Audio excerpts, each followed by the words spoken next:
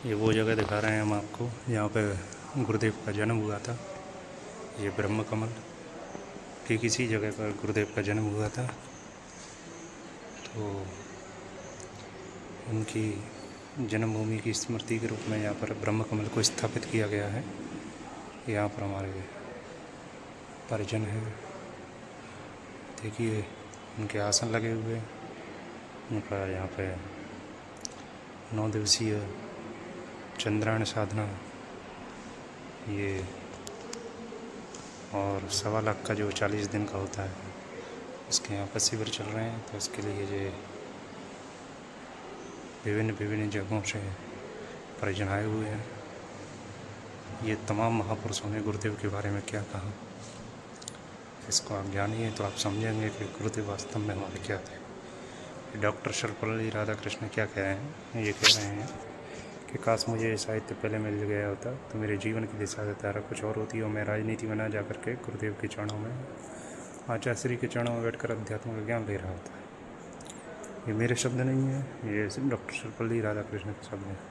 ये भारत के राष्ट्रपति 1992 से 1997 के बीच रहे डॉक्टर शंकर दयाल शर्मा, वो कह रहे हैं कि आचार्य जी ने सिद्धांत और साधना को योगानुकूल आधुनिक युग के अनुकूल तर्क और शब्द देकर सामाजिक परिवर्तन का जो मार्ग दिखाया है, आने वाली पीढ़ियाँ उसके लिए युग तक कृतज्ञ रहेंगे। ये डॉक्टर APJ अब्दुल कलाम क्या कह रहे हैं, मुझे ज्ञात है कि इस विश्वविद्यालय ने स्वतंत्रता सेनानी और लगभग 3000 पुस्तकों के लेकर पंडित श्री राम शर्मा आचार्य के स्वप्न को साकार रूप दिया है। इन्हें भारत के ज्ञान क्रांति का प्रवर्तक कहना उपयुक्त होगा। आचार्य श्री का विचार था कि अज्ञानता ही निर्धनता और बीमारी आदि सभी समस्याओं का जड़ है। ये हमारे देव रहा बाबा, नाम सुना होगा, नहीं सुना हो तो देख लीजिए। मैं उनके बारे में क्या कहूँ, यह समझो कि मैं हृदय से सतत उनका स्मरण करता हूँ और गायत्री उनमें पूर्णतः समा गई है। वे साक्षात सविता स्वरूप। ये देखिए, ये ब्रह्म ऋषि के वाक्य।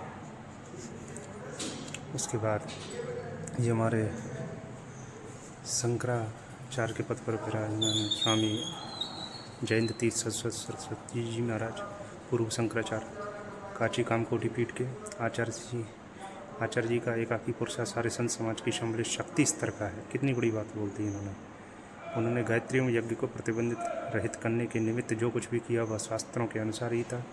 मेरा उन्हें बारंबार प्रमाण है, लेकिन कुछ लोग कभी भी नहीं समझ पा रहे। वो समझ रहे हैं कि स्त्रियों को गायत्री जपने का अधिकार, स्त्रियों को यज्ञ कराने का अधिकार, स्त्रियों को वेद पढ़ने का अधिकार, और ब्राह्मण क्षत्रिय वैश्य शूद्रों को गायत्री जपने का अधिकार है। ये जो गुरुदेव ने दिया है, ये लोग समझ रहे हैं कि गुरुदेव अशास्त्रीय काम कर रहे हैं, लेकिन उनको इन वाक्यों को पढ़ना चाहिए तब वो समझ सकें। ये कोई सामान्य पुरुष नहीं है, ये एक महापुरुष के वाक्य हैं। इनके बाद आचार्य विनोबा भावे इंडिया में भूदान आंदोलन के प्रणेता कहे जाते हैं। विनोबा भावे जी ने पूज्यवर द्वारा किए गए वेदों के भाष्य के ग्वालियर में एक सार्वजनिक सभा में अपने सिर पर रखकर धारण करते हुए कहा था, ये ग्रंथ किसी व्यक्ति के द्वारा नहीं, किसी शक्ति के द्वारा लिखे। ये प्रमाण देख लीजिए, ये महापुरुष ही प्रमाण दे रहे हैं। स्वामी श्री कृपाद्री जी महाराज, गायत्री जी इस युग में, आचार्य जी इस युग में गायत्री के जनक हैं। उन्होंने गायत्री को सबका बना दिया है। यदि इसे मात्र ब्राह्मणों की मानकर उन्हीं के भरोसे छोड़ दिया होता तो अब तक गायत्री विज्ञा लुप्त हो गई होती। नानाजी देशमुख ग्राम विद्या विश्वविद्यालय के संस्थापक श्रद्धेय आचार्य श्री जी ने जो कुछ भी कर दिखाया वह अद्भुत है, इस युग के लिए नितांत आवश्यक है। आचार्य जी के साहित्य से मैं बहुत प्रभावित हूँ। प्रज्ञा पुराण ने विशेष रूप से मुझे अपने कर्मों में बहुत बल प्रदान किया है। उनका चिंतन राष्ट्र को शक्तिशाली बनाता है और मानव मात्र दिशा प्रदान करता है, सही दिशा प्रदान करता है। ये महात्मा आनंद स्वामी, ये भी एक गायत्री के सिद्ध साधक सिद्ध पुरुष थे। आचार्य जी ने गायत्री को जन जन की बनाकर महर्षि दयानंद के कार्यों को आगे बढ़ाया है। वे और गायत्री एक रूप हो गए। आर्य समाजियों वाले भाई बहनों से मैं कहना चाहूँगा, उनको ये महात्मा आनंद स्वामी के विचारों को जरूर सुनना चाहिए। जो गुरुदेव के कार्यों को शास्त्रीय नहीं मानते, उनको इन वाक्यों को जरूर चिंतन करना चाहिए। किसी चित्रकार भाई ने हमारे गुरुदेव के बनाए हैं, ये गुरुदेव का चौथा जन्म था प्रज्ञा अवतार के रूप में। उससे पहले गुरुदेव के 3 जन्म हो चुके थे, उनका ये चित्रीकरण किया है। सबसे ऊपर जो देख रहे हैं ये कबीरदास जी महाराज हैं। उसके बाद स्वामी विवेकानंद के गुरु स्वामी रामकृष्ण परमहंस हैं। और इस साइड में है जो समर्थ गुरु रामदास, जो छत्रपति शिवाजी महाराज थे उनके गुरु थे। तो सबसे पहले कबीरदास जी का जन्म हुआ था, उसके बाद छत्रपति शिवाजी महाराज का जन्म हुआ, उसके बाद गुरुदेव जी हमारे स्वामी विवेकानंद जी के गुरु स्वामी रामकृष्ण परमहंस के रूप में आए। फिर उसके बाद पंडित श्री राम शर्माचार्य।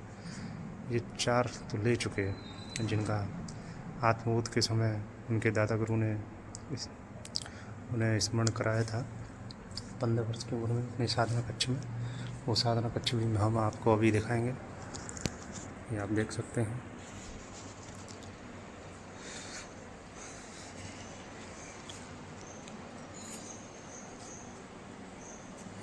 ये सूर्य मंदिर,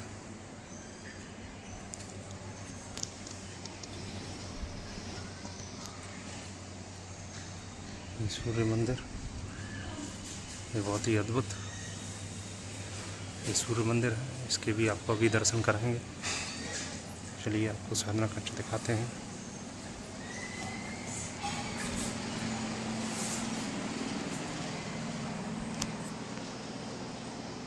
ये साधना कक्ष है।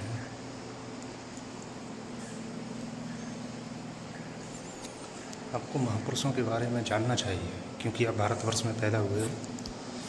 तो ये देखिए गुरुदेव के बारे में क्या लिखा हुआ है। बालक श्री राम जन्म एवं बाल्यकाल के घटनाक्रम। जन्म ब्रह्म मुहूर्त अश्विन कृष्ण त्रयोदशी विक्रत संवत 1900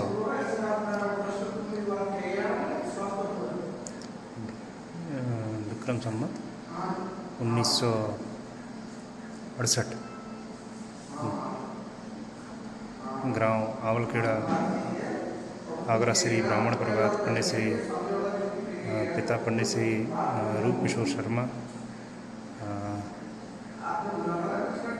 माता जी दाना कुमारी देवी। बाल्यकाल से ही साधना में गहन प्रवृत्ति, सहपाठियों के साथ साथ आध्यात्मिक चर्चाएँ। महाकाल की सत्ता से सिमटन। 10 वर्ष की आयु में घर से पलायन। टूटे जाने पर हिमालय को अपना घर बता जाना, वहीं पर जाने की बात कहना। बाल्यकाल से ही रचनात्मक चिंतन। ग्राम विकास। बंतागर के माध्यम से स्वावलंबन की वृत्ति जगाना। जन जागरण के लिए हाट बाजारों की प्रत्येक विवरण करना। अछूतों दलितों के प्रति असीम सहानुभूति और घर वालों के विरोध करने के बावजूद एक रुग्ण हरिजन वृद्ध महिला की सेवा शुश्रूषा। यहाँ पे एक माताजी थी जो हरिजन समाज से थी, तो वो बहुत ज़्यादा उनको दलित कुष्ठ रोग हो गया था। गुरुदेव ने उनकी सेवा की थी, तो गुरुदेव के वालों ने काफ़ी उनका विरोध किया था। ये तब की बात है। ये गुरुदेव का किसी ने चित्रीकरण किया है, ये भी बहुत अद्भुत है। अब आपको साधना कक्ष दिखाएंगे गुरुदेव का। ये आत्म साक्षात्कार कक्ष देख सकते हैं। यहाँ पर दादा गुरु दीपक की लौ में से जब 15 वर्ष की आयु में ब्रह्म मुहूर्त में सुबह साधना कर रहे थे, तो उनके दादा गुरु प्रकट हुए थे और उन्होंने ये उनको साक्षात प्रकट होकर दर्शन दिए थे। ये साधना कक्ष आप देख सकते हैं।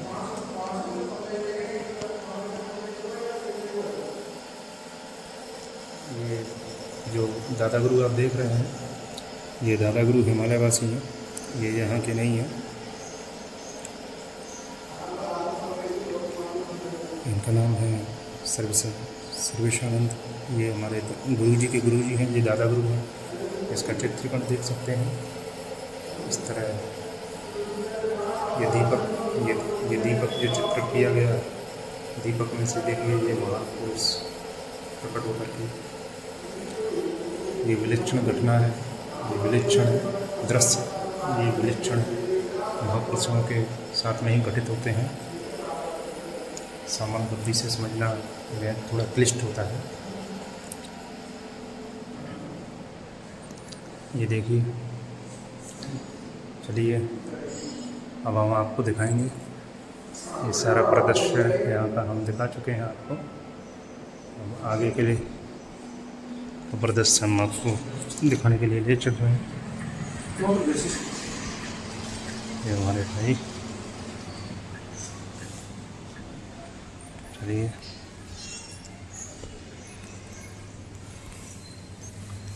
ये जीवन प्रदर्शनी दर्शन हम आपको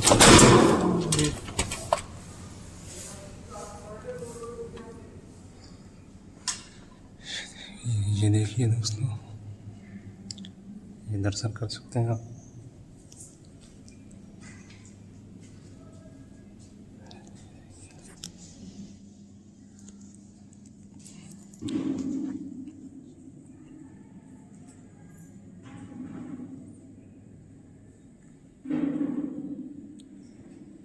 ये गुरुदेव के जीवन को यहाँ पर,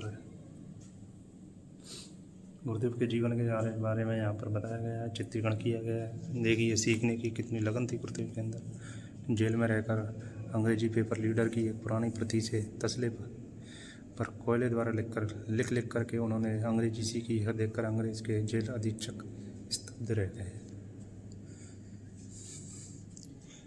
बहुत ही दिव्य बातें यहाँ लिखी हुई हैं।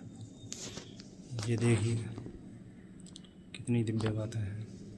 ये देखिए, ये गुरुदेव का शरीर छोड़ने से पहले अंतिम संदेश।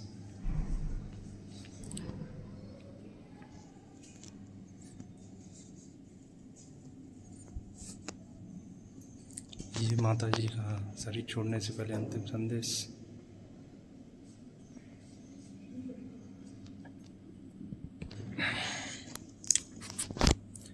देखिए कितनी दिव्य बात लगी। जब तक तुम स्वयं अपने उद्धार के लिए कमर कसकर खड़े नहीं होते, तब तक करोड़ों ईसा, मोहम्मद, बुद्ध, राम मिलकर भी तुम्हारी प्रतिवर्ष सहायता नहीं कर सकते। इसलिए दूसरों की तरफ मत ताको, अपनी सहायता आप करो। अपनी सहायता खुद करो, दूसरों की तरफ मत ताको। ये देखिए आध्यात्मिक जीवन, ये गुरुदेव का सारा ये बताया गया है। ये गुरुदेव का हिमालय की यात्रा के दौरान का चित्र है। ये गुरुदेव का संक्षिप्त जीवन व्रत है। ये देखिए कब से कब तक गुरुदेव ने क्या किया।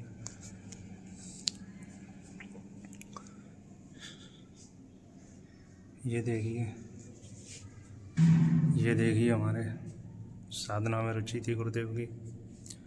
महापुरुषों का प्रारंभिक जीवन विलक्षण होता है। बाल्यकाल से ही उनका साधना में गहन अभिरुचि थी। अधिकांश समय कुंजों में, आम वृक्षों की छाया में उन्हें साधना में निमग्न पाया जाता है।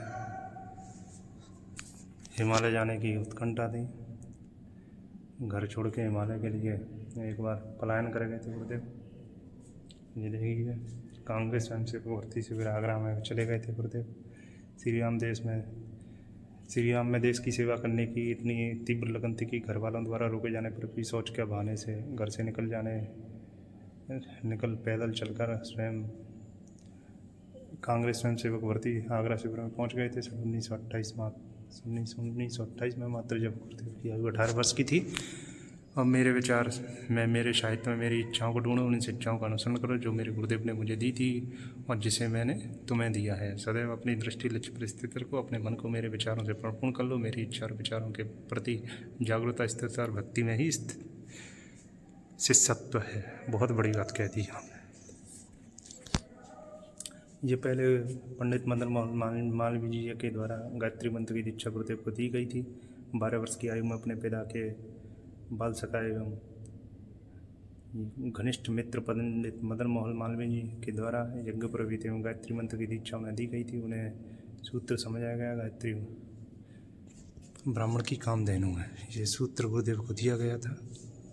गुरुदेव करुणा के सागर थे। श्री राम के मन में करुणा का सागर सतत हिलोरे लेता रहता था। पिछड़ी जाति की एक वृद्ध महिला चिपको जैसे कुष्ठ रोग हो गया था। सभी रिश्तेदारों में गांव के वयोवृद्धों की आशा के विरुद्ध उन्होंने सतत सेवा की। घावों पर मल्लम पट्टी, ये पढ़ सकते हैं, घावों पर मल्लम पट्टी लगाते रहे जब तक वह पूर्ण स्वस्थ नहीं हो गई थी। उसका महानता के शिखर पर पहुंचने का आशीर्वाद उन्हें सहज मिल गया।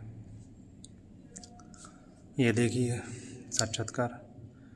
सम्मत 1983 वर्ष 1926 वसंत पर्व की पावन तिथि। लगभग 15 वर्ष की आयु में गुरुदेव को पूजा कक्ष में साधनारत थे। तभी दीपक की ज्योति के मध्य प्रकाश पुंज के रूप में उन्होंने अपने गुरु सत्ता का सर्वप्रथम साक्षात्कार किया। यही दिव्य अनुभव उनके भावी जीवन के क्रियाकलापों का आधार बना। ये देखिए गुरुदेव का साहसपूर्ण एक संवेदना वाला कार्य। उन्होंने एक मुस्लिम साहूकार की बहू को जलते घर में से तब बाहर निकाला जब घरवाले उसकी चिंता ना करके अपने सामान व धन को आदि को समेटने में लगे हुए थे। एक कसाई द्वारा बैलगाड़ी में जोत कर ले जा रही गाय को युवा श्री राम की भाव संवेदना ने उसे छुड़वाया तथा बैलगाड़ी में स्वयं जोत कर उन्होंने 10 मील दूर आगरा तक पहुंचाया। ये देखिए गुरुदेव ने 24 लाख के 24 महापुरुष चरण यज्ञ अनुष्ठान किए थे। उनके बहुत ही दिव्य यज्ञ थे वो। गायत्री के सिद्ध साधक परम पूज्य गुरुदेव अपने गुरु सत्ता के निर्देश पर पंडित श्री राम शर्मा आचार्य जी ने 24 वर्ष तक 24 लक्ष्य के